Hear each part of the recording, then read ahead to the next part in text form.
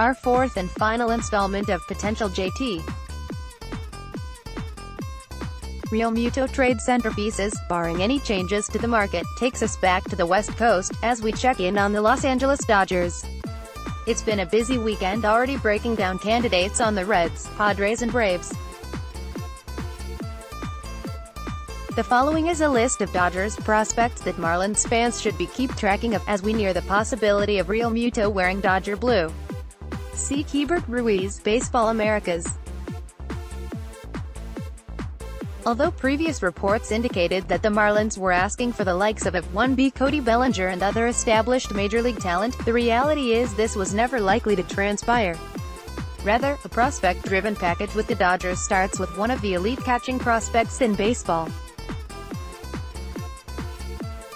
Ruiz is everything you want in a catcher. He deals damage at the plate, and limits damage behind it.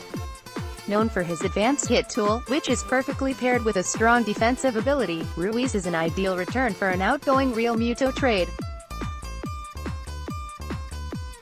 He would immediately become the future backstop of the Marlins, with little position risk involved, unlike Padres' Francisco Mejia. Of Alex Verdugo, Baseball Americas. Verdugo does everything a ballplayer is expected to do, and he does it well.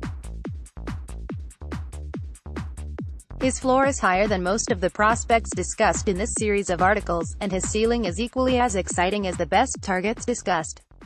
Verdugo would immediately become a starting outfielder for the Marlins, with his bat likely slotted into the middle of the lineup. The reason he is not the first one of the wish list? Because when you are creating a hole at catcher, and you have a young rotation of prospect arms coming up, it's beneficial to fill it with the best catching prospect in baseball, if given the opportunity. Ruiz would take a year of maturity in the minors, but could see the big leagues as early as September 2019. S. Gavin Lux, Baseball Americas. Lux has instilled confidence throughout the baseball community that he could man the six-hole in the diamond. This would likely be the case in Miami, as the Marlins' best shortstop prospects are multiple years away from seeing the major leagues. Known as a prospect that can do everything at an average to slightly above average level, Lux may not have any 60-grade tools to boast, but there is value in having 5 consistently productive tools across his profile.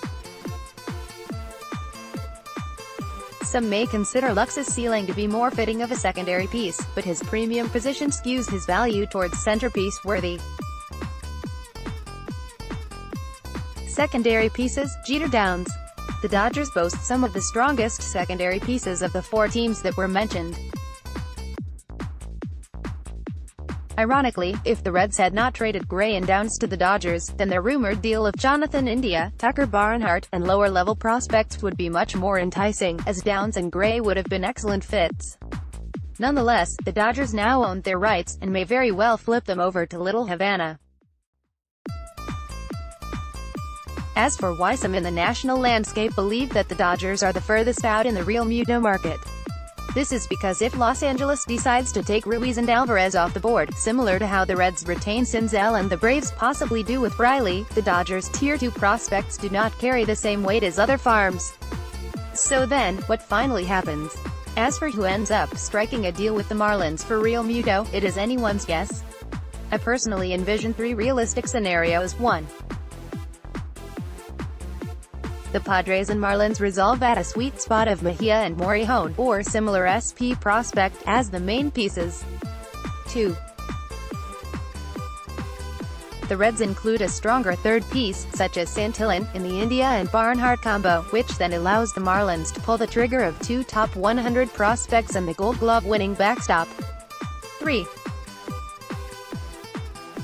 The Braves, who I have consistently stated should be the favorites, decide that Realmuto is worthy of either Riley or Anderson, and allow for a package to be built around one of those centerpieces.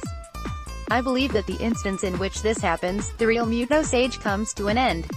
As for the Dodgers, I do not currently see the match occurring. Which, of course, means that with the perfect timing of the Marlins, they will strike a deal with Los Angeles as soon as we hit publish on this article.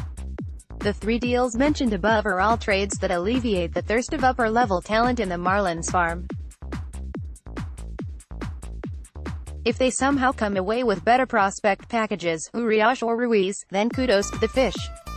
If they fall slightly below the expectations, then the backlash will be heard, but the final rebuild piece will have been resolved and we can move forward. We have all wanted to believe that the Realmuto saga would be resolved any minute now. Some have been feeling that way since FanFest 2018.